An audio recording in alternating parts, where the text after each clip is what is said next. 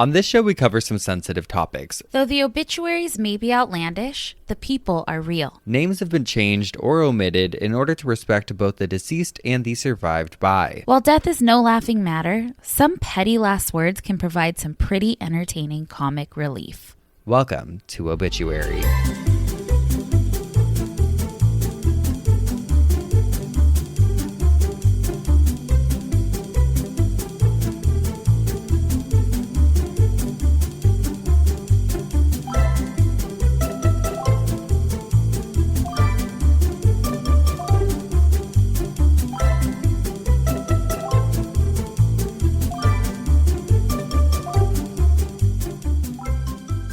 Welcome back to Obituary. I'm Spencer Henry. And I'm Madison Reyes. I'm getting over a cold right now, which is the most annoying thing in the world. Not only for myself, but also for all of you listening right now. Oh, well, we'll try to edit out any weird noises. There's no weird noises. Just a little gravelly. Okay. A little gravelly? Yeah. Grovelly? Grovelly? I don't know. Don't ask Who me. knows? Who Gravel, knows? babe. Hit the road, Jack. That's what I'm saying. I don't know. Well, it's my fault. I was like running around all weekend. I just wore myself down. And luckily, it was a very mild cold. It feels kind of like when you're like a little kid. Uh-huh. And you get like a little bug or something. It's kind of nice. You just want to drink like Sprite. Yeah, just lay in bed. In bed. Yeah. Okay. And you've been up real early. My God. My dad had a doctor's appointment. So my sister spent the night last night. And, well, first of all, I've had a week. I have had a crazy week. I found a dog on Monday. Yes. While I was walking the dogs. And she was a sweet little beagle. So cute. No collar, no owner in sight. And so I got back home and I said to Cisco, somebody's here. And then all of a sudden she fucking ran by and he's like, oh God. But she was just the cutest, sweetest dog. Anyway, long story short, found her owner. Her owner lives like right around the corner from us. And actually, didn't think I'd say this, but thank God for next door. Yeah. Because we found her owner. But it really was like, do we want a third dog? Oh God. I don't think so. Last night I got fucking 2 hours of sleep. Had to take my dad to a doctor's appointment at 7 a.m. today. And you know I don't go to bed till 2 or 3. No. And I was nervous about not waking up. Uh-huh. Wild. I know you're on my timeline today. I know. Except I went to bed earlier. I know I've told you lately, I've just been I can't sleep anymore. It's like go to bed at 9 because I'm going to wake up at 5 no matter what. 8 hours. That's good. I know. I just like feel like I was saying it on a Little Leader the other day, but I'm like, it doesn't feel very rock and roll. Just like, it's just like, I'm just fucking. Is that your aim in life? I guess. Well, I don't know, but I'm just like on this 9 to 5 schedule. Why? I don't have to do that. I know. That's what pisses me off. Yeah, but if you feel good, then. Yeah, it's, you know what? It's fine. Just keep doing it. Okay, so this week I was talking to childhood best friend. She lives like where I grew up. Uh-huh. She was telling me how there was a 51-foot whale that washed up onto Torrance Beach this week. Oh. And it was still alive. And so they sent down like marine biologists and whatever. Were they able to get it back in the water? Well, that's what they like went down to check out. It unfortunately died, oh. But it died right on the shore. 51 feet. Stinky. Those things explode. Okay. So they had to cut a hole in its stomach. So that it wouldn't explode? Mm-hmm. She lives like 2 miles from the beach. She's like, Madison, it still smells.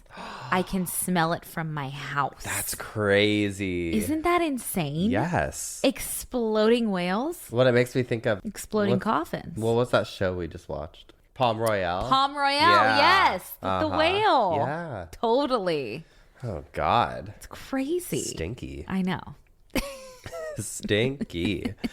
Okay, wait, I have to tell you. So on Friday night, like as an early birthday thing for the champ, some of his close group of girlfriends and me organized this dinner and going to one of those orchestra things where they play music tributes or whatever. And so we went, and it was like a Queen tribute, and it was fun. It was funny. It was in Yorba Linda at the Ronald Reagan Museum and Library. Have you been there? I have. Okay, so it's so cool. Yeah, well, I had no idea, first of all, that Ronald Reagan's childhood home was there, because I was like, what is his connection to Yorba Linda? And I guess his house wasn't originally there, but they like moved it there. It was in another part of Yorba Linda. But then I was walking and I saw the graves. I saw the 2 tombstones, and I had no idea. And I was like the helicopters there. Well, I was like, are those the actual, like, is he actually buried here? Because that just feels so wild, because Yorba Linda just feels so random. Yeah. But yeah, sure enough, him and Nancy next door to each other. And then I also saw 2 movies recently. Okay. Well, I saw a movie on Saturday night, but before that, I saw that new Josh Hartnett one, The Trap. Yeah.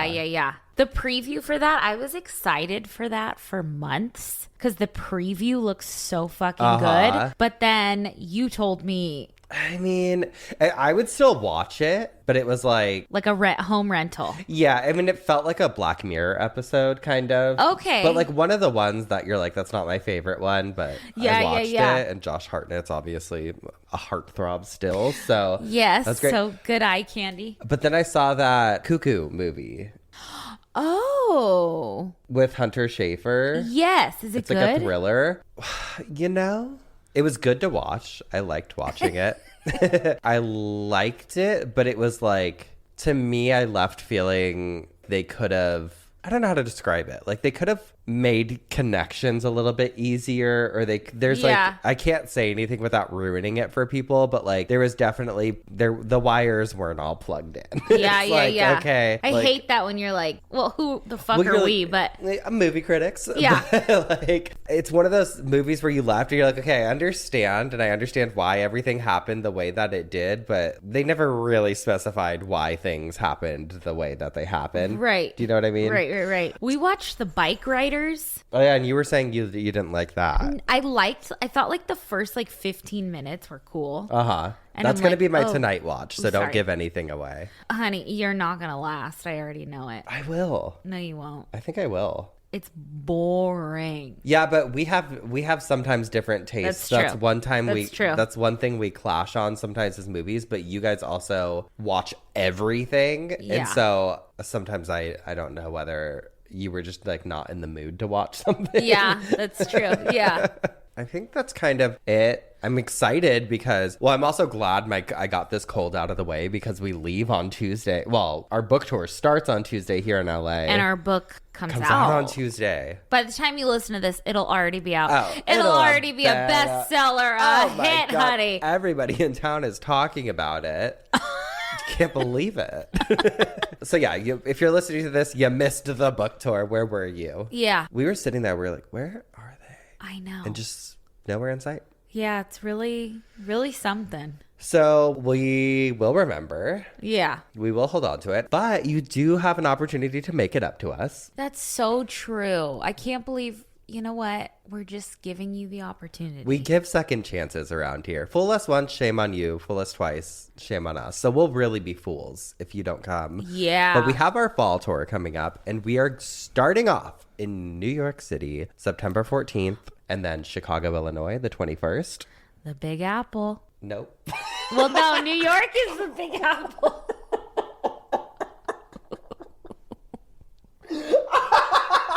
I meant New York. Chicago is the Windy City. The Indy City? The Windy City? The Windy City. Jesus Christ. Chicago, Illinois, you said the Big Apple. Okay, October 4th, we'll be in Seattle, Washington, the Sunshine State. And then... Is it? No, Florida. Florida. We're not going there. Sorry, Florida. We see your comments. And then we're ending in Boston. We're only going 4 places. I know everyone wants us to go everywhere. Yeah. But we can't do it, okay? They won't let us. We tried. Oh, yeah. We were going to do a big tour, but then just with the book tour and everything else, we weren't literally able to without, I don't even know. We just weren't able to. So yeah, all the tickets for all the events are on our website, obituarypodcast.com. You can also order our book there, and it's no longer pre-order our book. It's order our book, which feels exciting. Our book. And we're definitely not the types to want to pre-order things. Like, we want instant gratification. 100%, yes. So everybody who did pre-order, you guys are better than us. Yes, and we're thank so grateful. Yes. But now you can just have it at your doorstep tomorrow. So go ahead. You know what? Click that little buy now. Yeah. Buy now. And also, if you don't want to wait till tomorrow, you could go to your local bookstore. Yes. And just get it right now. Yeah. Pause this, actually. Yes. And if And they then don't go have get it, throw something. Mm-hmm. Throw a fit. Throw a fit. Handcuff yourself to the counter and say, I'm not leaving this bitch until you have the big hot book of death in here. I know. I really try and be cognizant of shopping small. Nothing devastated me more, though, when the Barnes & Noble in my hometown went away. It became an Anthropologie. But now Barnes & Noble's back, and I love Barnes & Noble so much. So do I. Just to walk around. And a lot of the websites, like Barnes & Noble and a lot of the indie bookstores on their websites, offer free shipping anyways. So that's also an alternative if you don't want to use the bigger guys. But also, if you're in an airport, a lot of the airport places are going to have our book. Yes. And please, I'm not kidding. If you see our book out somewhere, please take a selfie with it. Just kidding. Just sign it for us. No, but take a picture with it or like tag us, send it to us. We will not get sick of that, please. Because Ever. it's so exciting for us. It's a book. Yeah. Can't believe it. Our book, guys. I know. This is a book for the Geoffs. I'm dressed like an author today, by the way. Hi. Hi, I'm an author. Edgar Allan Poe. Edgar Allan Poe. What's Edgar Allan Dope. She's so good. Call her Edgar Allan Dope. Ooh. She yanking on that thing like it's Edgar Allan Rope. That's the motto. You've heard of Brat Summer. Get ready for yanking fall. We're all just yanking it, okay? We're old. I know. I try so fucking hard. Well, I feel like we have a lot of younger listeners, and especially Cult Leader. Like, I've had so many younger listeners that, like, we've interacted online for so long that I feel like I'm still in the loop with a lot of things. So on my family group chat, which is like me, my dad, my older sister, and my two younger siblings, like, they'll say stuff and I'll just throw shit out. Like, the second that demure shit started, I, like, responded to something. I was like, so demure. So And my little siblings are like, yes. Like, they're like, he gets it. My older sister was like, I know, I learned what demure was today, too. We're just a couple of assholes. Okay, let's hear it. A couple of assholes. And this first one says, am I the asshole for not leaving anything to my first daughter? Okay. Nope. Just kidding. Okay, it says, here is the backstory. If you don't do it right the first time, you got other ones, I guess. You got more. It says, here's the short backstory. I, 42 male, met a girl, Angela, at a party 23 years ago. We had fun, and then she ghosted me. I did not hear from her for a year as I received an order to pay child support. Turns out I had a kid named Marilyn, who is 22 today. It was a shock, but I decided that if the child was mine, I wanted to be part of her life then. But the girl did not agree with me. So I talked with CPS, went to court, and managed to be the weekend father. In process, it was made sure that yes, I am the father, at least on paper. I never managed actually to meet my child as CPS was useless, even court was useless, and even the police were useless. So for the next 16 years, I sent her birthday cards, etc., until I got a text message one day that said, stop harassing me with your cards. I know what kind of man you are. I don't consider you as my father. Well, it broke my heart, but I decided to move on. I paid the child support until she was 19 and then tried to forget about her. I got married, had 3 kids, but this is the main part of the story. My mother passed away a year ago. She was a successful real estate agent and I was the only child. Over her life, she managed to buy 4 apartments as an investment, and I decided to make arrangements that my 3 kids out of my current marriage will get 1 apartment each until they finish high school. They're rented out and the profit goes into investment accounts for them that can be accessed after graduation of high school. Okay. She's setting the kids up. Yeah. The remaining 2 homes, one was her own home, I kept as my own investment for retirement. Mm-hmm. A few weeks ago, the long lost daughter, Marilyn, reached out to me via email saying sorry that my mother died and that she heard I was giving all my kids an apartment. Asked when she would receive hers and was also curious about what other things grandmother might have left her. Oh, the audacity. I replied to her that I did not plan to give her anything as I paid child support for 19 years and considered my part done. I never got to be the father, even though I wanted to be. Yeah. A declaration that she didn't consider me as the father hurt me enough. I received an angry email from her mother, Angela, calling me an asshole for stealing the kids' part of the inheritance and that I really hurt Marilyn. I had a very long rant ready as a reply and then I deleted it. I never sent it out and I decided just not to reply. My wife is neutral and told me that maybe I should give her one of the remaining apartments, but it's my decision. Both Angela and Marilyn have called me an asshole via the emails. Basically, oh, so my mom was right. This is what kind of person you are. So, am I the asshole for not giving my daughter anything? I did my part as a father and paid child support for a kid that I never met. Many people I talk to say she's still your daughter, but it doesn't really feel like that. But I also feel bad. God, that's fucking tough. But that Angela... Nope. Seems like the worst because I don't hold anything against the kid, the daughter. No. It's her that mom evil was spinning mom stories. Spinning. Her mom was like, "Oh, he didn't want to be part of your life. He was spinning." Yeah, of course. Nope, Marilyn, you want to be mad at anyone? Be mad at Angela, your mother, because she's the one who fucked you out of your inheritance. Yeah, and a good dad. Yep. Selfish. Yeah, not the asshole. Definitely not the asshole. And I would 100% not give her anything because there's a reason she's only coming around now. Yep. Bloop. And don't call her grandma, please. Did grandmother leave me anything? Yeah, no. Bye, girl. No. That is not demure.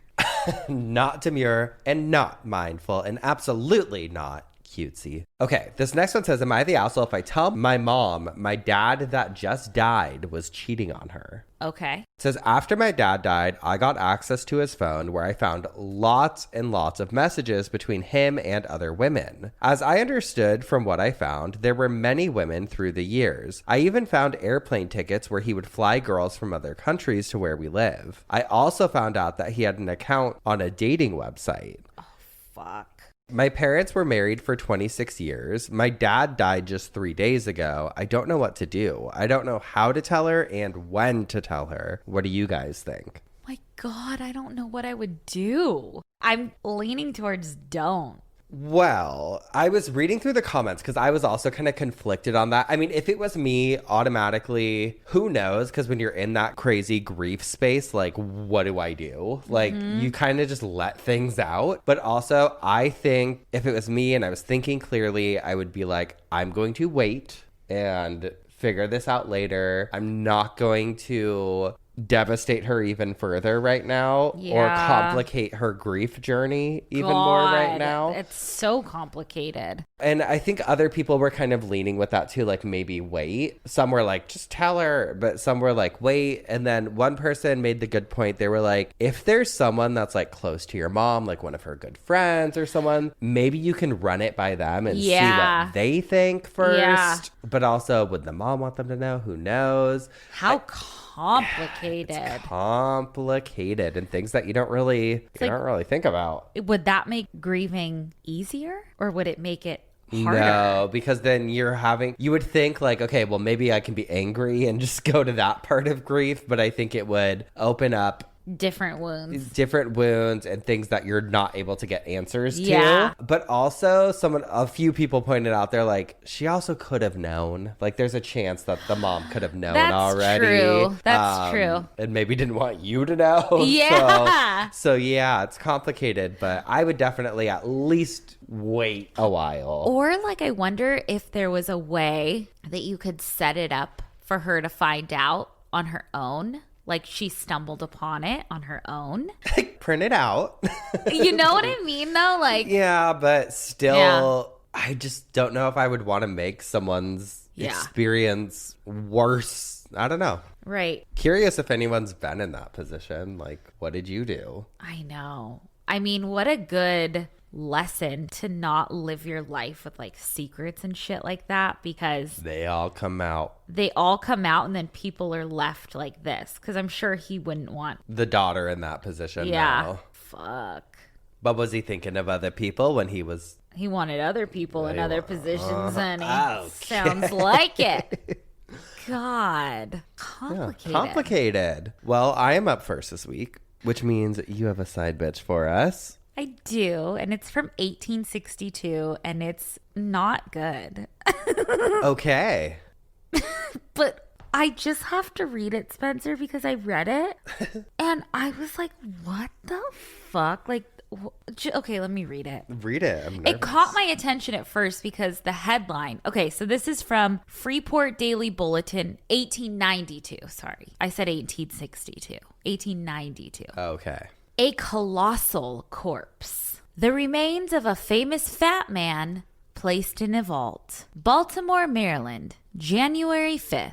The body of John Deedle, who was known to dime museum visitors as the fattest fat man in America, and who recently died, has been placed in a vault here. Services were conducted by Reverend N.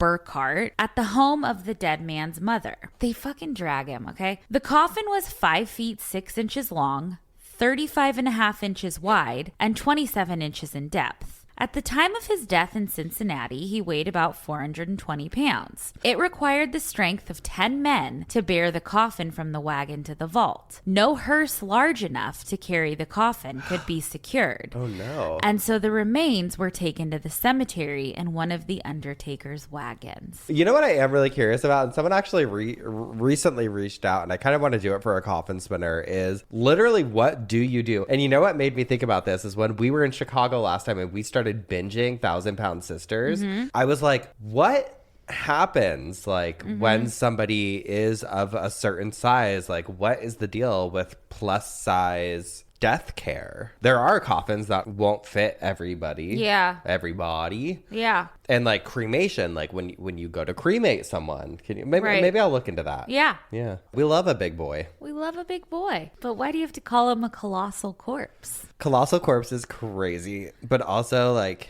It sounds like a hardcore band. Oh, is that cool? Yeah. Oh my God, do you want to go to Chain Reaction because Yeah, Colossal Corpse is having a show tonight? Is playing. Yeah. God, we were punks. We still are punks. We still in different ways. Yeah. But now I wear this a Garmin watch. She's fucking punks. got her white t-shirt on. I look like white collar. Ina Garden or whatever. I love or that. Paula Deen.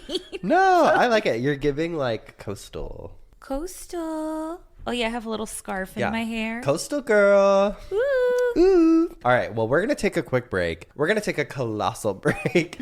And when we come back, I'll tell you what had me spinning in my coffin. Alrighty. We'll be right back.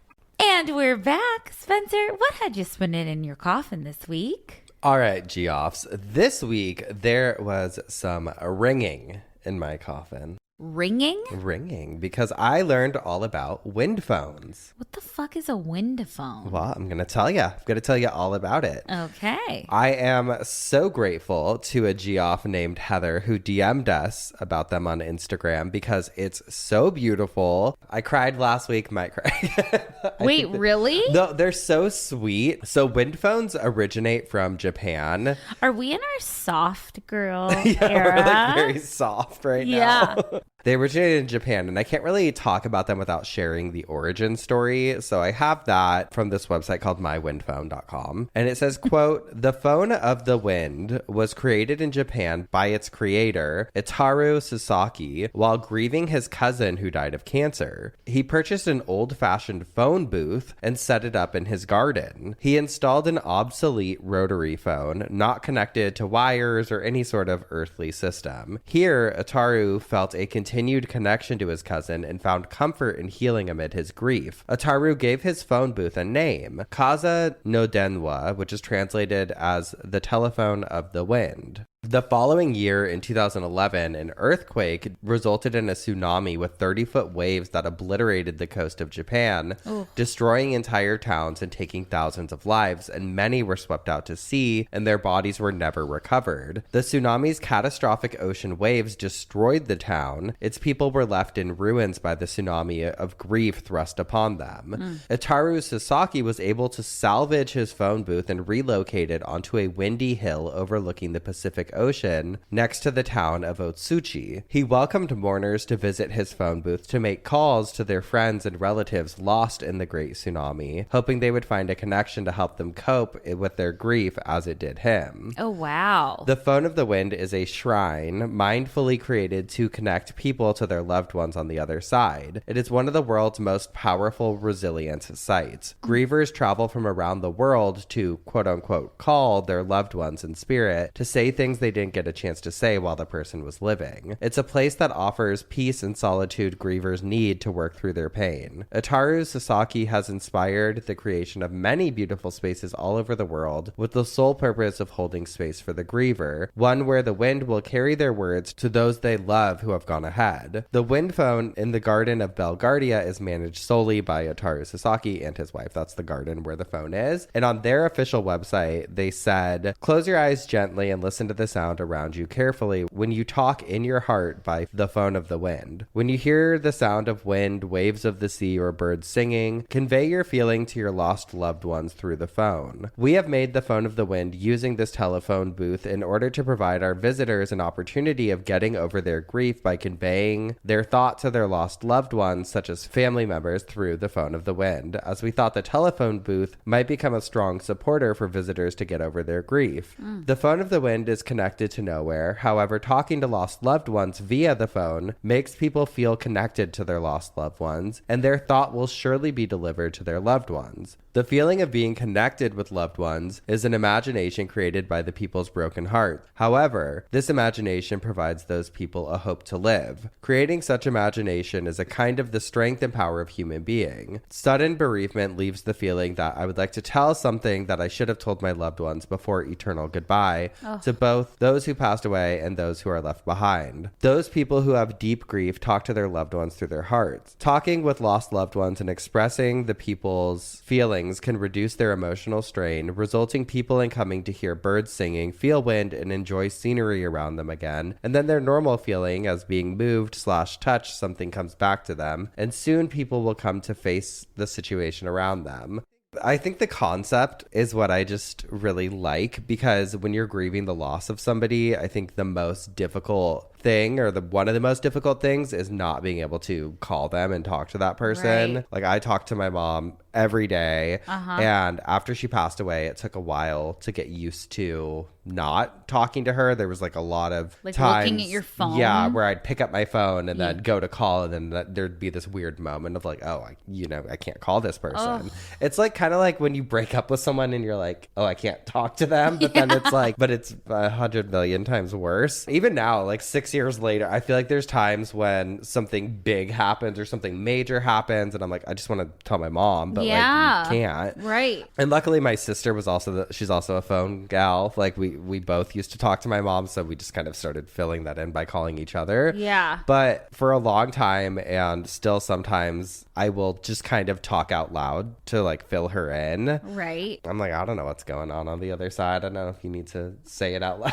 She's to fill here, it in. yeah. But the concept of having the phone like a memorial is something that has since made its way all over the world, and it's kind of like ghost bikes in a way, or those little neighborhood libraries that we've talked about before. Totally. It restores your faith in humanity. Yeah, and it's just nice like to have little memorials like that to remind people that they're not, alone in what they're going through. But I came across one other story that I wanted to share. It's about a woman named Amy Dawson, and she's kind of the one who started, I feel like, really bringing attention to this in the US. She's the one who has the website My Win Phone, and she shares her story on the website and says, "My name is Amy Dawson. I'm the mother of 3 amazing children, 2 walk on earth and 1 dances in heaven." Well, that's how I imagine my youngest anyway. Starring in her amazing TikToks and holding the top spot on heaven's leaderboard. Emily, affectionately known as Em or Emmy, but only if she liked you, died on April 2nd, 2020 at 25 years old following a prolonged illness. I choose not to share the details. Em's death will never define her beautiful, vibrant life. Although we were told she would not survive and she died in hospice care, nothing could have prepared me for the total devastation of being in this world without her. It felt like we were cut off and isolated from the world when Emily died. We were just 14 days into the COVID lockdowns. It seemed like everyone had disappeared, and I withdrew from the few people who continued to reach out. Unable to celebrate Emily's life for months or find comfort in the companionship of family or friends, I began to read every book that I could find on grief. It was easier than talking about it. I stayed up all night, consuming blogs, joining online grief groups, and building grief playlists on Spotify that comforted me during the dark hours. I contemplated taking my life. I thought about leaving that part of this story out. Disclosing it feels scary and vulnerable, yet not sharing my state of mind at that time seems disingenuous. Finding my little girl in heaven consumed my every waking thought to be sure she wasn't alone or frightened. That's my job. I'm her mom. I thought about how my adult children no longer needed me, but Emily may, because she always did. We needed each other. I pray that sharing my heart may offer another drowning in grief and thinking the same thoughts to pause for a moment, find hope in my story, and breathe. I want to acknowledge your reality.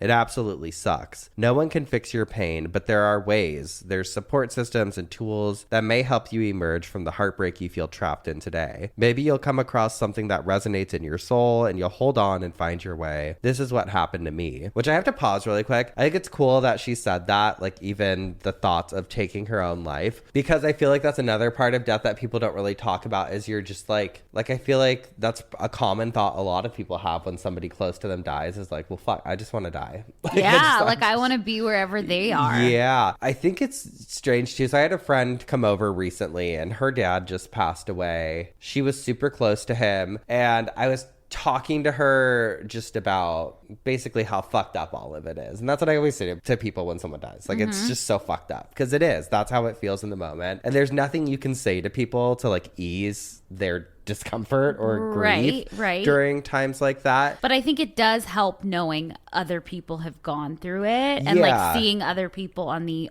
not on the other side of it, because I don't think it will ever get better, but like, well, I mean, more like, manageable. I told her the same thing that I know to be true, which like people told me in the beginning, and I didn't want to. I didn't fucking care what anyone said to me. I was like, you don't fucking understand how much I loved this one. You know, like, of course, you don't understand because I'm like, I was so close to my mom. She's my best friend. Like, you don't get it. But like, truly, time is the only thing that makes things better. Because like, there was a full year where I couldn't fucking stop crying. I was so fucking deep in it. And I never thought like, okay, I'll be in a position one day where maybe a day will go by and I don't really think of her. And that doesn't really happen. Like, I still think of her every day, of course. Of course. It's not like this gut punch every time you do. You know what I mean? It starts to become like your new normal. Yeah, totally. It fully is a new normal. And I think, I don't know, it's just...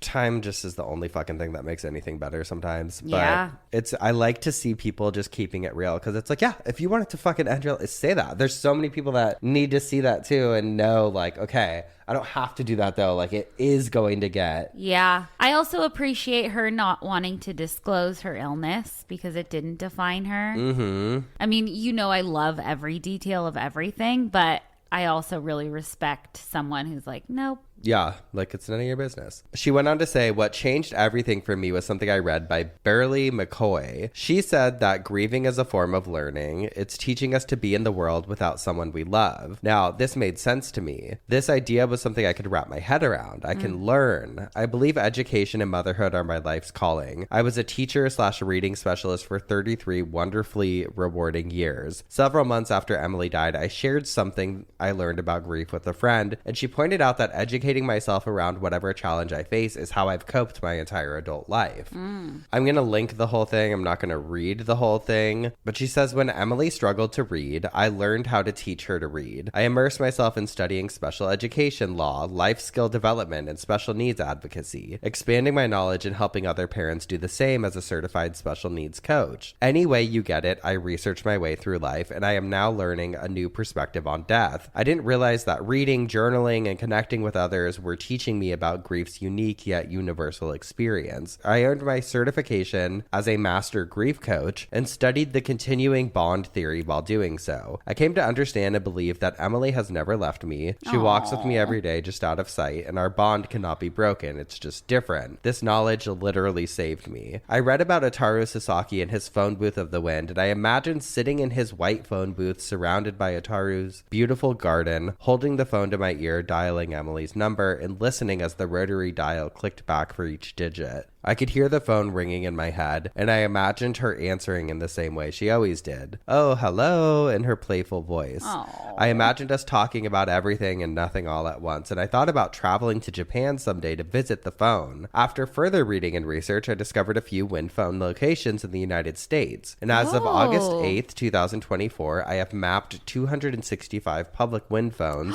and new ones are added several times a week. Exceptional, caring individuals inspired by Ataru have created and installed beautiful versions of a wind phone, sacred spaces for people to reflect and heal their grief, a place where those who grieve can continue and deepen their connection to the people they love on the other side. We often hear that when there is deep grief, there is great love, and it's true. I hope that on your walk with grief, your path leads you to a wind phone where the wind will take your words to those who have walked ahead. Amy. That was beautiful. Where are these wind phones? I was looking at a map. There's one in Los Angeles. Really? Yeah, but they're like kind of like, it says that one's inactive, so I don't know if it's like been kept up with, but I'm like, that's a cool thing to do. I want to go to one. I know. We should make one in LA. Yeah. As Amy mentioned on her website, there are wind phones popping up all over the world. One specific one prompted a journalist named Paige Cornwell to report on one for a Seattle Times story. Little did she know she'd soon look to wind phones for comforting her own grief. So in an article for the Seattle Times, she wrote, "I reported on wind phones as a tool for grief, and then I needed one." And I just wanted to read part of her story. She said, quote, "We were in the ferry line on Whidbey Island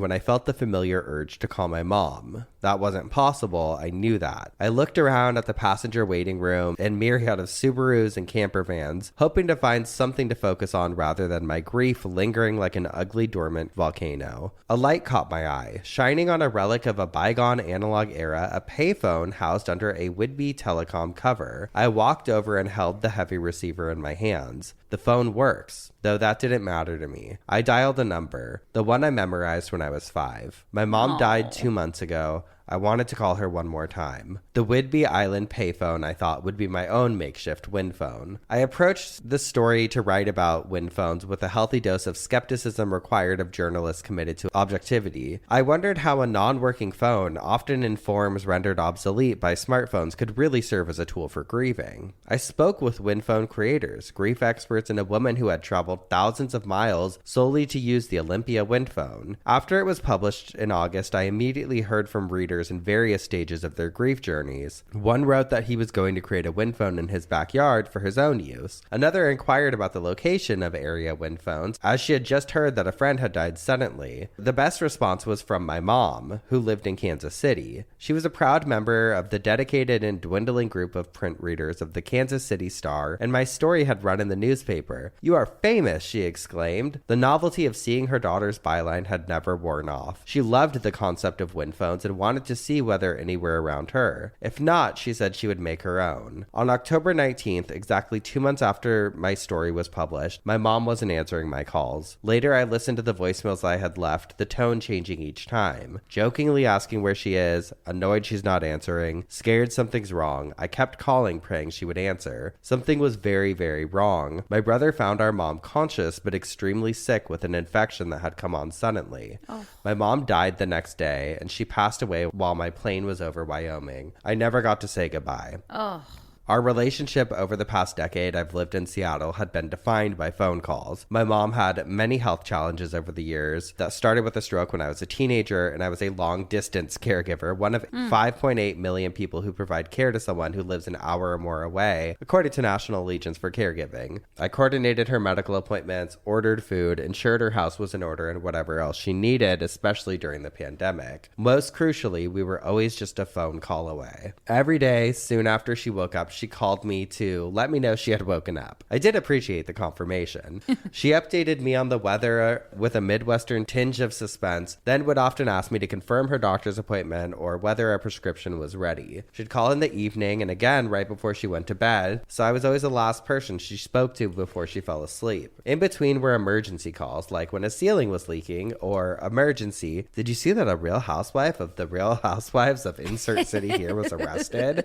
While listening to more than 100 voicemails I have saved, I had to laugh over how she never differentiated the two types in her breathless voicemails to call her back. While reporting on my story on Win Phones, a grief counselor told me that clients often say death feels like someone's out of town, but they don't have their phone. We want to continue a relationship, even if someone isn't here. Talking directly to someone is a different process. Soon after she died, I called my mom's number, even though I knew it would go straight to voicemail, so I just wanted to hear her voice. And I'll link the rest of the article there, but I don't love that she had to endure that, but I love that she had like written about Win Phones and like I love had that experience. Yeah. And that analogy of it feels like your loved one or whoever passes is out of town without a phone. Because that's fully what it feels like. It's such a strange thing. Yeah. I don't think as humans we can like comprehend. I know. Death. And I also, I mean, this is personal, but I had a very similar experience. Like I'd been living down here for years. And so our relationship was over the phone at that point. But I was also literally flying home. And then you got the news. Yeah, because it all happened, like literally, it was such a freak thing. It happened in 4 or 5 hour time span. Like my mom was, healthy, obviously. Like it was such a weird thing. I wonder, it's so interesting to me that you're such a good flyer and that you don't have trauma from that. From like, I feel like I would feel trauma being in an airplane after that. I mean... But everything, I guess, everything supersedes it's like a car, it. Though. Yeah. I got in a fight on that plane. Oh, yeah. Because I was so... You were out of your body. I literally didn't bring anything with me. Like I had someone book me a flight and I went to the airport and like was just like got on the next plane. Minutes. Yeah. It was very quick. Like I was at an art show in LA and then literally got a phone call like something's not right. And so that I just flew, like literally went to the airport. But I remember someone on the plane was like, some flight attendant came over and was like, I told you can't leave this bag here. And it wasn't my bag. And she had never said anything to me and I lost it on her. What'd you say? I said that's not my fucking bag and I don't give a fuck. She's like, oh, okay. Which, sorry if that was you, but hey, he was going through it. Yeah, you get a big pass. But yeah, I don't know. I think the Win Phone thing is cool. I think that. It's so beautiful. Yeah. I really do. It's just like one thing you said, or that someone said, that grief is so different for everybody, but it's such a universal thing. Yeah. Which feels comforting. Like everyone's grief is a little different, right? But like that feeling. Well, it's so vulnerable, and it's also like people can relate, but then like there's like it's not a contest. Everyone has their own experiences and stuff with it, but I feel like I found so much comfort in people who had a similar situation happen, or like I remember one of my old bosses, she was kind of, I think, like around my age when that happened with her mom. And so like I was so happy to like talk to her because I was like, okay, she'll fully understand. Yeah. Versus someone who's like, my great grandma died when I was 6, and it's like, not to say that that's different, but it's just, it just feels not as relatable sometimes. Totally. I will say too, like we've covered stuff with AI on here. And there's some beautiful things that come out of it. Like I remember you talking about a grandmother that had passed, but they Read the used her bedtimes. used her voice. But there's something that I really, really like about like this is a rotary phone. There's not a voice coming back. Yeah. It's not some AI thing. Like it feels truly more of a connection. Yeah. No, I like it. Yeah. I do that's like really it. cool. Uh-huh. Really, really cool. That's Move Win over phones. to free libraries. I think this is the way to go. Yeah. Let's see more Win phones. Yeah. Especially for chatterboxes like us. We need them. Oh, yeah. We'll be talking. I need one in my backyard. I got people that I need to talk to, actually. Got some words to say. Yeah. Hey, some people that I really got words for. Yeah. I might have to do some prank calls. Oh, And I yeah. may have to do just some random numbers, see who I get. Some apologies for our book, whatever we wrote in it. Oh, yeah. We actually have a long fucking list. Oh, yeah. We'll work on it. We'll keep you posted. We'll But keep you posted. for now, we're going to take a quick break. And when we come back, you will hear what had you spinning in your coffin it's not this week. that sweet. Oh, okay.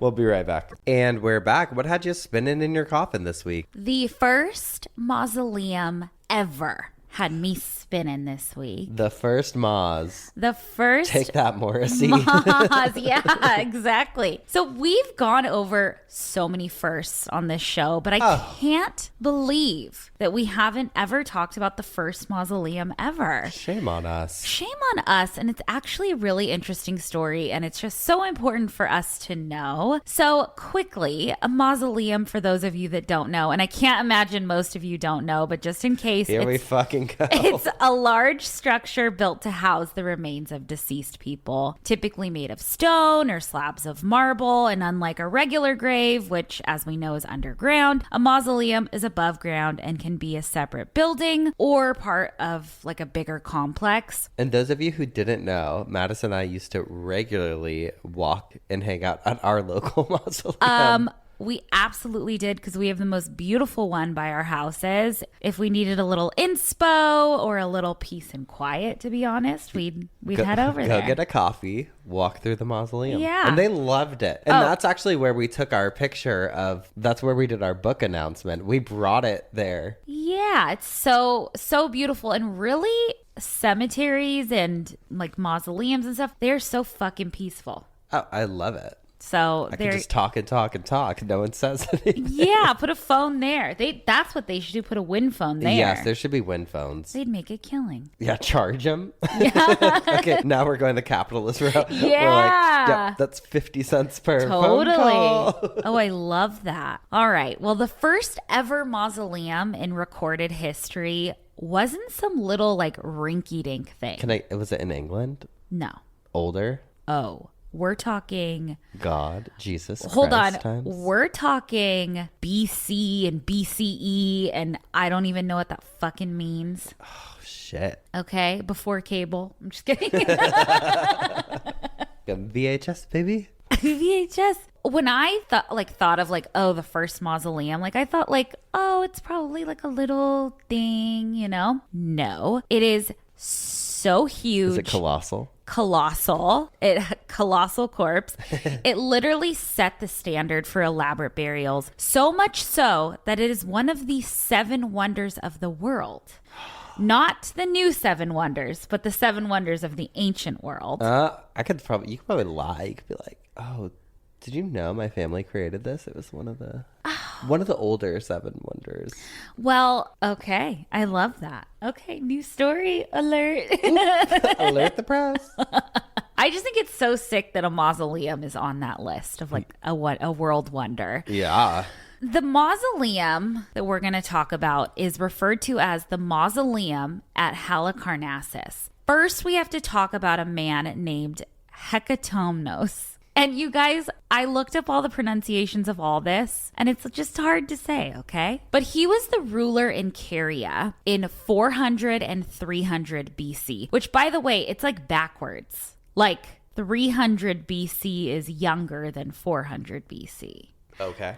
Okay. His position was satrap, which basically meant governor, and Caria is now Turkey today. Okay. He was actually the first satrap of Caria, and he died around 377 or 376 BC, and he had 5 children. And that is where it gets interesting. He had 2 daughters, Ada and Artemisia. His 3 sons were Pixodaris, Idris, and Mausolus. I was waiting for you for that to register. Mausolus. Okay, so you know how we have the term sister wife today? Yes. Like, wives aren't actually sisters. They just all marry the same guy. Well, back then, there were actual sister wives, as in brothers and sisters married each other. Beautiful. Okay. God. The ancient Egyptians were also incredibly into this too. I read somewhere that it was because the gods Osiris and Isis were brother and sister and they married. So everyone wanted to emulate them. Gay. Also... Incest. Sickos. I know. Also, Uranus and Gaia were siblings and married. Hercules married his sister. Zeus did too. Poseidon. I don't remember this in the movies. Aphrodite. Yeah, not in the Disney Hercules or whatever. The list just goes fucking on. And anyway, Idris marries Ada and Mausolus marries his sister, Artemisia. Okay. There is, again, such a fucking complex history that has to do with the Persian Empire and all of the different reigns, invasions, etc. I'm going to spare you guys that whole spiel because, quite frankly, I don't have a brain equipped for that. And we also don't have the podcast time to do that. It would be like a 25-part series. And I was just like, Who the fuck did I marry? My sister. Yeah. I was literally reading through all this and I'm like, I'm just fucking here for the mausoleum. Like, yeah. I can't. So I'm trying. You came for the mausoleum, you got the incest. Yeah. Hand in hand. Okay. So Mausolus takes over his father's reign after his father dies. He and his sister are now married, but they never had kids. So a lot of people think that maybe it was just a symbolic thing, not like actual incest, but... It was incest-lite. Yeah, it was incest-lite. Anyway, they're reigning over Caria together and taking control over different cities and invading places. And they decide to move the capital city of Caria, which was Mylassa, to Halicarnassus in 370 BC. I remember that. I remember hearing about that. So Mausolus and his wife and his sister and his wife, his sister, his wife, were really wanting to expand Halicarnassus and make it like the best city in the world. And during this time, while they're like invading other places, Mausolus comes into contact with the tombs at Xanthos. The tombs at Xanthos were these incredible tombs known as pillar tombs. And they were like these tall stone tombs that were just beautiful. The body would lay in the upper part of the tomb and they were reserved for only important rulers in the area. I've also read that they're known as burial chests, which kind of makes more sense because they are more like a raised chest than an actual pillar. Not that chest. He just stuck his chest out. One of them's even shaped like a lion. Like they're really fucking pretty. Like intricate. Yeah. But the most gorgeous of them all was the Nereid monument. And this was for a ruler at some point during that time. And this monument / tomb was like, it was 24 by 12 feet. It looks like a temple with beautiful stonework and art etched into the pillars and statues, lots of marble and limestone, and a triangle roof. And Mausolus saw this and he was incredibly inspired. Here's a reconstruction of it. Beautiful. So this is what inspired Mausolus. Inspo. Inspo. So he goes back to Halicarnassus and he and his sister wife are there working on making this city just beautiful and insane. They used a shit ton of tax money to build a bunch of roads and buildings and statues and just really made the city look beautiful. I'll show you paintings of it or like drawings of it because I don't think they were cameras back then.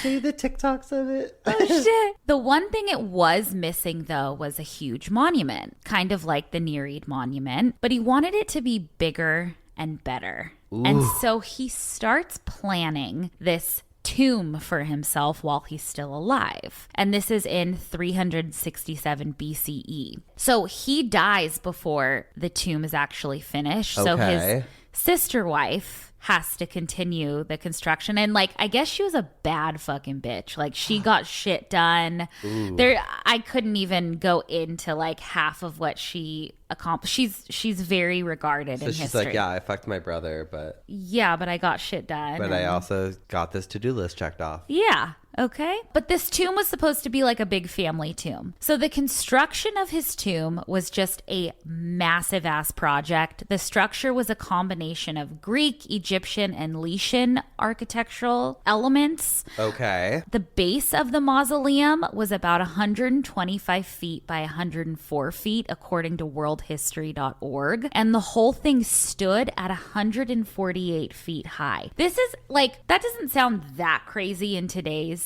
numbers, but like in the ancient world, to have something almost 200 feet tall built is just wild. I mean, they were out there. They were really doing it. But that's when the aliens were here and stuff, probably. That's true. So. That's true.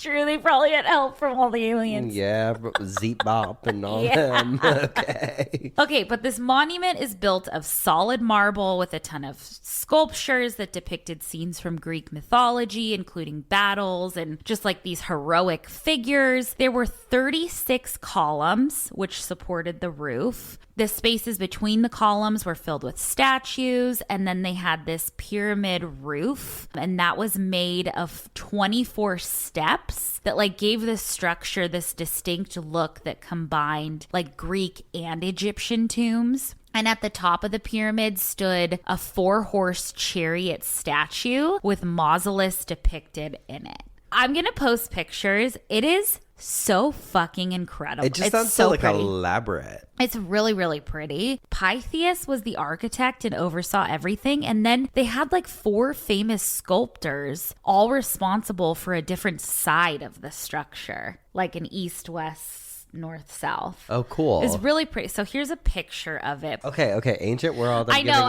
You're like, I'm not that impressed. I've been to Washington, D.C., babe. I've seen a monument. Okay, we'll get to that. So his wife eventually dies, I think about 2 years before the actual completion of the tomb, but both of their ashes are interred there. And according to grunge.com, quote, the mausoleum at Halicarnassus withstood the effects of war and time for centuries. The tomb was undamaged, for example, when Alexander the Great attacked the city in 334 BC, just a few years after it was finished. It was also unharmed after pirates attacked the area in 62 and 58 BC. Ooh. The mausoleum stood above the city of Halicarnassus, which eventually came to be called Bodrum in Turkey for 17 centuries. In all that time, it didn't undergo any sort of serious damage. However, earthquakes in the 13th century finally shattered the columns, writes the Museum of Unnatural Mysteries. The earthquakes also sent the mausoleum's stone chariot crashing to the ground. Oh. Many of the statues and other stones were scattered around the area, and by 1404, only the base of the tomb was recognizable, but even that was in disrepair, and looters quickly came to the area and, seeing a broken monument, began taking the stone for themselves. But today, I think you can go see some of the pieces of what's left of it at the British Museum. Okay, so I tell this whole story because this whole story is why we have the word mausoleum. The word itself is derived from mausoleus, whose name became synonymous with grand monumental tombs due to the scale of his burial structure. So over time, mausoleum came to be used just more generally to describe any large stately tomb. Got it. Interesting. Cool? The more you know. It's actually such a shame, though, that we can't go see it in person. However, this blew my mind, okay? A lot of places have been influenced by this mausoleum, and this is my favorite little factoid ever. The Los Angeles City Hall. Uh-huh. Do you know that building? Yes. It's iconic and beautiful, and it was modeled after the mausoleum of Halicarnassus. Okay, so look, you saw the picture of that. Now look at... Yeah, fully. Fully. Oh, shit. Isn't that so cool? Yes. I love it. That's very cool. A city hall? No, that's not a city hall. That's a mausoleum. And I mean, I just never would have pictured mausoleums to be named after a specific person. Named, what was his name? Mausolus. Mausolus, yeah. That's crazy. I know. God, what a way to be remembered. Oh, I know. Another great way to be remembered is with an obituary. There you go. Okay, so this one I found online. I don't have names, but it's one of the it's like kind of a interesting one. Okay. It says, Dad, to hear your voice, to see you smile, to sit with you and talk a while, to be together in the same old way would be our only wish today. Sadly missed and remembered every day by your loving family. Aw. Okay. By pure coincidence, this is the one directly underneath it. 2 different people, these are for. To hear your voice, to see your smile, to sit with you and talk a while, to be together in the same old way would be our only wish today. We laugh, we cry, we play our part, but behind it all lies broken hearts. We hide our tears when we speak your name. Without you, life is not the same. Loved and remembered always. Those are 2 obituaries that were in a newspaper. Whoa. That are on top of each other. And clearly that's probably like a... Oh, I was hoping for a mistress they or found, something. No, they probably found like a poem or something Yes. online, but then these people were like, we'll pay the extra to get the full poem. Yeah, I know theirs is a little more intricate. But How I thought that was so funny. Yeah, someone posted online, Same time, yeah, same date, everything. same newspaper. Yeah, Wow. directly on top of each other. Someone posted online like, this is pretty interesting. I was like looking through the paper and these 2 obituaries were right next to each That's other. nuts. Isn't that weird? Wow. So that was my obituary, a little mishap this week, I guess. Okay, well, mine is for a gal that I just would have loved to know. This is from the Alexandria Times Tribune in 1959, and it says, Gilda Gray, shimmy queen, dead at 60. We love a shimmy. She was born of humble parents in Poland, and she died in relative obscurity in a modest apartment in Hollywood. Her real name was Wanda Michalska, but to a whole decade of hip flask-carrying sports, she was the sex appeal girl of the day and queen of the shimmy. Gilda Gray was the name she used, and the zany decade of the Roaring Twenties was hers. Ooh. Only 18 when she starred in a Sherbert musical on Broadway, the lovely blonde-haired Miss Gray ran through 3 husbands. Why'd they have to say run through? And an estimated $4 million fortune before World War II. Death came Tuesday for the once celebrated dancer and singer, but the party had been over for a long time.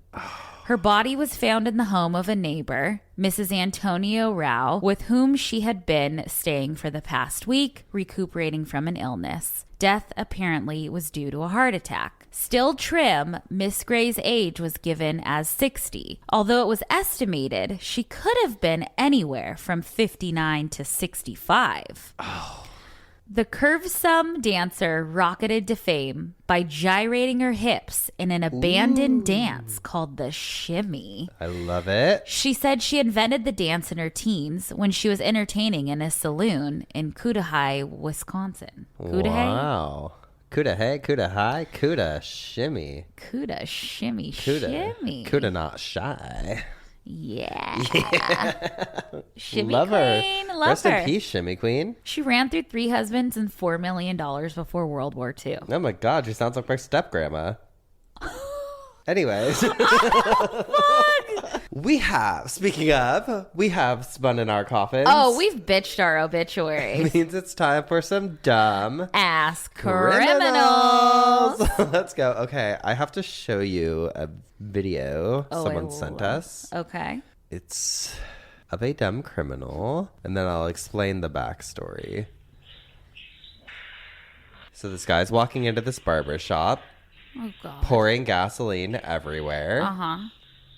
So scary to see people. He lights the match. And he's on fire. And he is on fire. Fucking dumbass. Are you kidding me? That's one way to get caught. Yeah. That's called karma. Wow. And so I wanted to know the backstory. And this is from the New York Post. It says, wild video showing arsonists set themselves on fire trying to burn down barbershop. They said, quote, it's a firebug on the Barbie. An arsonist in Australia wanted is wanted after they set themselves on fire while trying to burn down a barber shop with an accomplice. The two suspects, seen wearing motorcycle helmets and dark clothing, pulled up on push bikes to a Gold Blade storefront in Gungahlin just before midnight on July 6. One of the culprits used a hammer to shatter the glass door, and the second person entered through the shards carrying a large red can. The suspect poured accelerant all over the shop before igniting it, only for a ball of orange flames to leap onto their clothing. The arsonist was almost completely obscured by the fire before they dashed out through the broken door and dove onto the pavement. They rolled over several times in order to put the flames out before rejoining their accomplice and disappearing into the night. Over 1 month after the bizarre incident, police have yet to identify either suspect. Oh shit, so they got away? They got away with it too, but not unscathed. I hope they're, yeah. Well, who knows the backstory? Maybe they got a fucked up haircut. Yeah. You know? Do it, man. Oh, I've had some where I'm like, I am burning this place down. Who you got? Oh, God. Well, Spencer, I have you, of course. You gave me permission last week. Florida man Spencer Henry. Florida? Arrested after flamboyant crime spree. What the fuck did you put, bitch? Okay. Flamboyant? No, it gave Say me... No, bitch. It gave me the same story that you read last week about the bakery. And No, I it said, didn't. absolutely not. So then I had to get real creative. August 13th. 2024, Miami, Florida. Spencer Henry. Okay, it also said you were 32, so you're welcome. That's what the internet says. Oh. Like if you Google me, it says I'm 32 years old. Now, how do I do that? A 32-year-old Miami resident with a flair for the dramatic was arrested this week after an outrageous crime spree that had locals questioning if they were witnessing a bizarre reality show. Oh my God. Henry, who sported an Elvis Presley jumpsuit, Love. complete with rhinestones and a cape, paired with a wild mullet, first made headlines when he strolled into a high-end car dealership. With the confidence of a rock star and the charm of a small-town celebrity, Henry demanded to test drive the dealership's most luxurious sports car. Let me in it. The sales staff, half amused and half concerned by his Elvis mullet combo, handed him the keys, never imagining what would come next. Taking the car on a joyride, Henry blasted Elvis hits at full volume as he cruised down Ocean Drive. Witnesses reported seeing him perform exaggerated Elvis impersonations at spotlights, swinging his hips In the car? and curling his lip. Oh shit. All while his mullet flapped dramatically in the wind. At one point, he climbed onto the roof of the car, struck a pose, and shouted, "Thank you very much." Thank you very much. I do love Elvis. Not content with his automotive antics, Henry then headed to a downtown art gallery. Inside, he zeroed in on a giant neon-colored flamingo sculpture, declaring it fit for the king. Oh, yeah. Where is it? When staff intervened, he broke into a series of Elvis-inspired karate moves, insisting he was just taking care of business before making a quick escape. The final act in Henry's flamboyant saga took place at a nearby park. What'd he do? Harry, what'd you do, baby? He commandeered a hot dog cart, declaring it the Elvis Presley street food extravaganza. He handed out hot dogs to the gathered crowd, punctuating each delivery with an exaggerated swivel of his hips. A man for the people. I love it. I'm like a Robin Hood. Yes. Henry's show came to an end when the police arrived at the park. Undeterred, he attempted to serenade the officers with the rendition of Jailhouse Rock, Oh, I have a story for you privately. complete with an air guitar and impromptu dance moves. Unfortunately for Henry, the officers weren't swayed by his performance and arrested him. Henry now faces charges of grand theft auto, public nuisance, and petty theft. Been there, done I was gonna say. While his motives remain unclear, some speculate that the Elvis mullet enthusiast was simply trying to make Miami a little more rock and roll. Which Why? is what you said earlier. The fuck? Not me predicting the future. As of his last report, Henry remains unrepentant, reportedly telling police that the king never apologizes. Whoop. And I'm not sorry. I know, this is you, like, catch you a couple years ago, honey. Oh, shit. Okay. I love that so much. And I also love when people send us stuff. And we have been lacking on P.O. Box. I'm so sorry, you guys. I see some of these were sent like 2 weeks ago. So we're reading them now. Let's open these at the same time. Okay. Oh, we have a grad from Utah State University, Jesse. I don't want to say your last name. Let me see. It says, Dear Spencer, So Madison, cute. Hot Dog, Doris, and Desi, I graduated. It took me 7 years. Hey, fucking, I never did. But I did it, and I thank Obituary for helping me through, especially when I was working my job in medical billing, LOL. My hairstylist recommended the pod a few years ago, and I first listened driving from Arizona to northern Utah. Y'all kept me up for 12 hours, and I can't thank you enough. My friend Bailey and I saw y'all in Arizona last year, and it was everything. Anyway, I'll stop subjecting the one of you reading this to my shitty handwriting. Love ya, Jesse. Jesse, your handwriting is not shitty at all. I like it, actually. It's small. Well, congratulations. Yes, congratulations. You're so cute. Congratulations, grad. You are so cute. And thanks for listening to us. Also, you know I love Utah. I'm such a fan. We both love it. Did you see the new reality show that's coming out? Wait, is that the Swinger Utah couple? Yes. Oh, I'll fucking watch that. It's coming out. I will eat it up too. Oh, okay. Yeah. She graduated with degrees in, Jessie graduated with degrees in English, emphasis in teaching, political science, and philosophy. Good for you, Oh my God. And girl. she's going to be an English teacher, but again, I won't say where. Oh, hell yeah. Love you, Jessie. Thanks for coming and seeing us. I hope we can go back to Utah soon. I know. It's so beautiful. Okay. I have a save the date. Look at how gorgeous this couple is. Oh my God. No, I know her. She has written Little Leaders before. Okay. She's so pretty. Okay. Gorgeous. Love this. This says, hi guys, it's only fitting to invite both of my favorite podcasters to my wedding. And the wedding is only 40 minutes from Lilydale, so you could make a whole weekend out of it. Unlike Giacomo, I would never drug your drinks. If you know, you know. That's a Little Leader story. Okay. But come celebrate with us. Love, Ray. And look at her cute little, all the cats on her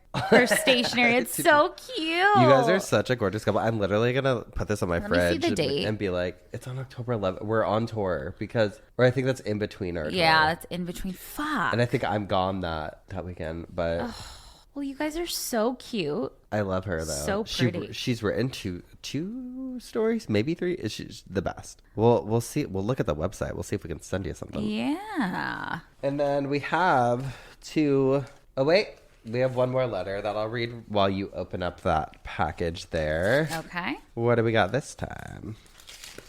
Hey guys, Obituary is my all-time favorite podcast. I love you guys. You never fail to make me laugh. Couldn't imagine not inviting you both for my special day. Oh my God, the bride. Oh! Ah! What?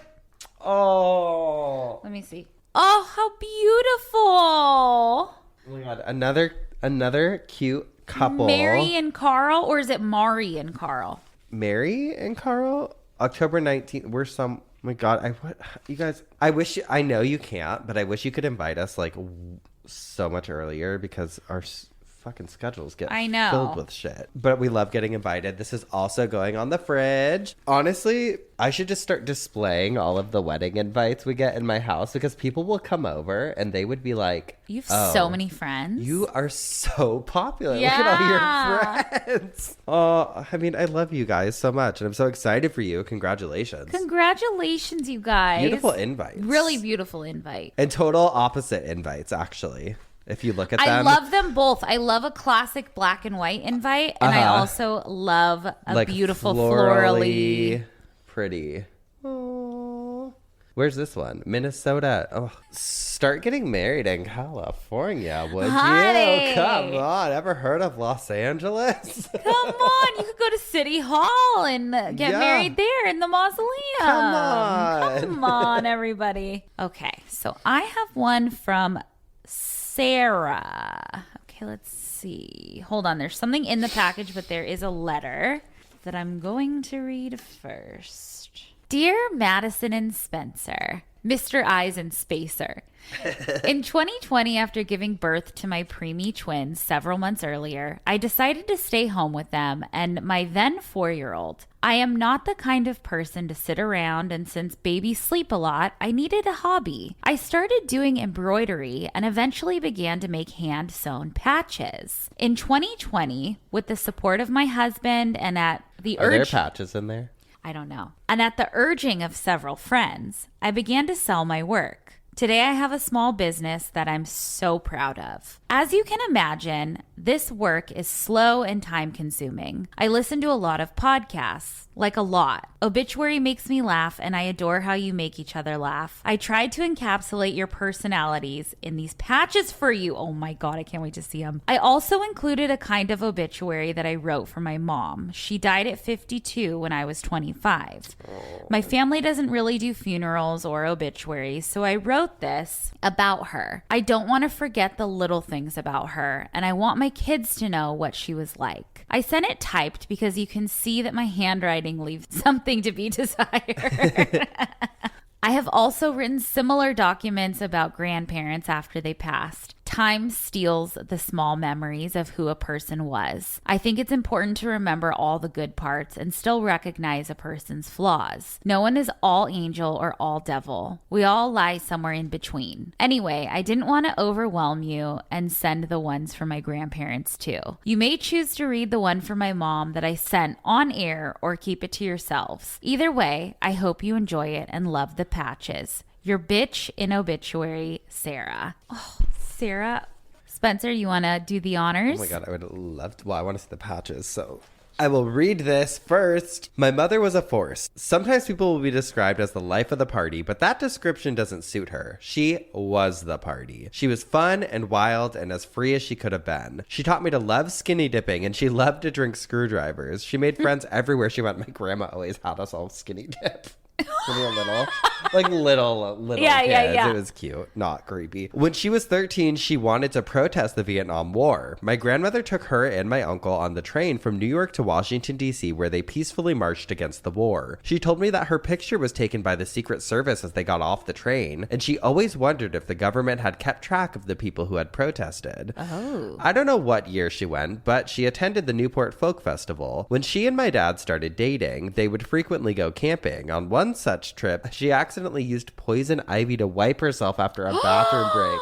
Oh no. Oh God. She fell in love with my dad because he was exciting and spontaneous. According to her, he was a hot, tall, dark Italian man and rode a motorcycle. Ooh. Mamma mia. All the pieces of him that she fell in love with were things that did not make him a good family man. Oh, okay. She sprinkled Yiddish words into everyday sentences, and I learned them in context using them as well. I never knew that they weren't English until I would say them at school, and my classmates and teachers didn't understand what I was saying. The summer my parents finally split up, my mom took my sister and I on an epic road trip. We went to Santa Fe for my cousin's wedding, a few other spots, and the Grand Canyon. One night at the motel we were staying at, we were all in the hot tub when there was a guy talking to my mom. He talked and talked and talked. When he left, I said something about him being nice. She held my chin under her hand and told me to be careful. She said any stranger willing to divulge that much information without being asked for it was lying and potentially a liar. Good advice. She had a crush on my 8th grade English teacher and would ask me every single day if she needed to come in and have a meeting with him. I'd roll my eyes and she would continue to hassle me, asking if he was still single. As a teenager, I got made fun of for the size of my butt relentlessly.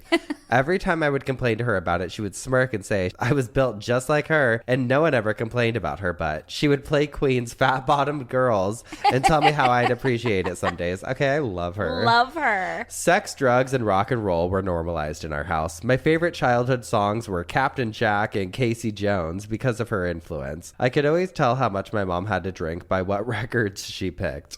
She would tell the same stories about each one. She would dance and sing in the living room. My love of listening to full albums is from her. She would never skip tracks. When we were old enough to stay home alone overnight, she would go out with friends and meet guys. I was horrified one day when she came home after a night out telling me about a guy she'd slept with. He was much younger than her, and she explained in too many details the ways she she had blown his mind. I love it. One summer, we flew to New York and rented a van and then drove to Montreal. She scraped the entire sides of it in a parking garage, cursing Canadians and their tiny garages. She placed my sister and I side by side in front of the side part of the van when we returned it so no one would see the damage. She didn't get charged for it. Good for her. I am your mom. On another trip in Montana, we took a scenic road up the side of a mountain. We ended up getting a flat that she changed, but then she turned her car around to go back down. I cannot emphasize enough the narrowness of this road. My sister and I were freaking out as she attempted what seemed to be a 72-point turn, moving just inches back and forth. Eventually, she said we were distracting her and made us get out. Days later, she admitted that she was scared she would drive over the edge. She didn't want to take us with her. Oh. She smoked pot in our house every day, but never made it a big deal. The smell was just part of my life, and I didn't know any different. In high school, I found her stash, and having been a graduate of the DARE program, promptly confronted her about it. Oh. She told me she rolled her own cigarettes. Oh, I love the wild mom and the girl who's like, yeah, I graduated from DARE. Like, well, it's literally like Gilmore Girls. But also, my friend Carolyn used to catch her mom smoking weed, and her mom said they were Camel cigarettes. She's like, "That's how Camel cigarettes smell. That's what I smoke." And then one day, my friend was at a concert with another friend and that friend's mom, and Carolyn was like, "Oh, it smells like Camel cigarettes here," and the mom was like, "That's weed." Yeah. She's like, "What?" She told me that she rolled her own cigarettes. I was satisfied with her answer, and that was the end of the conversation. When I went to one of my first college parties and someone lit a joint, I said, "This is the same brand of cigarettes my mom smokes."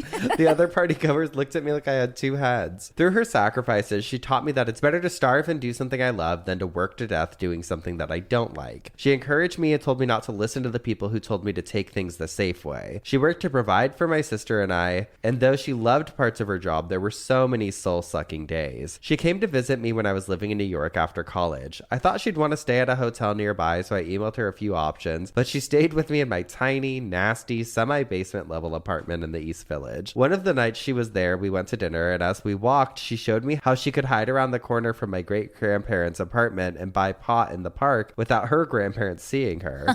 That apartment was on Fifth Avenue. They sold it in the 60s because the neighborhood had gotten really bad. It would be worth millions today. Oh, shit. Then we went and drank at a famous Dylan Thomas bar I liked and walked back to my apartment drunk and freezing cold. She absolutely loved animals. She had 2 dogs and 2 giant desert tortoises. She was also obsessed with unlikely animal friend pairings like a dog and a goose, a monkey and a hippo, a cat and a chicken. She couldn't get enough of them. Almost every afternoon, she would lay on the couch and close her eyes, taking a 20-minute nap. And after it, she would make herself a glass of iced coffee with instant iced coffee powder. The sound of the metal spoon stirring with ice in a glass is so nostalgic to me. Aww. I was devastated when she got her diagnosis. She called me on a Saturday at 9 a.m. my time, 6 a.m. hers. I knew before I even answered that something bad had happened. Monday morning, I went into my boss's office and told him the news. He asked me what I was going to do. When I told him I didn't know, he looked me straight in the eye and told me I was going to quit and move home.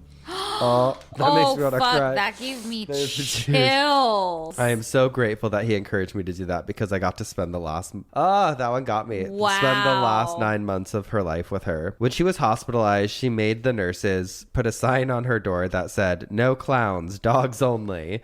After she completed chemo and radiation, her tumor had shrunk enough that they were able to do surgery to fix a fissure in her lung. It did not go as planned, and they ended up removing her entire right lung. Oh. After her surgery, things were pretty precarious for a while. In the ICU, I whispered in her ear that she could go if she needed to. Oh. She fought through it and woke up. After that, her brain wasn't the same anymore, but she had really funny delusions. She would pet the blankets, convinced that dogs were with her. Even though it seems sad now, we had to laugh about something. When she was moved to the nursing home for her interim care, she spent all day talking shit about the old people there. She recovered enough to come home, and she was actually in remission when she died. One of the things she wanted was the dignity of dying dying at home. But things went too quickly and she died in the hospital. Aw. I wasn't there and I still hate the decisions I made that day because I didn't get the chance for a final goodbye. Well, get on the win phone, girl. Yeah. I'm like her in so many ways and also so unlike her. I didn't realize until I wrote this that it was her that instilled in me a desire for travel. She prioritized experiences for my sister and me, and I do the same for my kids. It's been over 15 years and I still think about calling her often. I have a million questions for her. That makes me want to cry because we Wait, this is like